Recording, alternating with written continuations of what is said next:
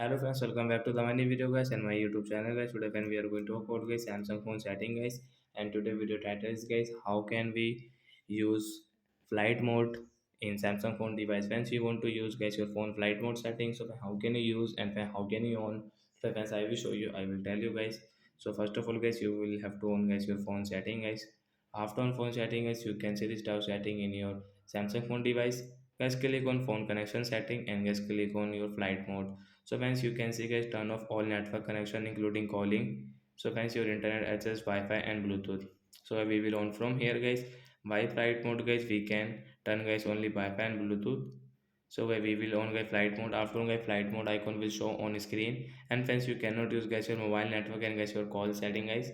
Friends, you can use guys your Wi-Fi setting. So we can connect any Wi-Fi network after on guys flight mode. So I have connected already this network. So once you can see the Wi-Fi network will connect, and guys I can use this Wi-Fi network while operating any app like YouTube and WhatsApp, Instagram, Snapchat. This app guys I can use this Wi-Fi network.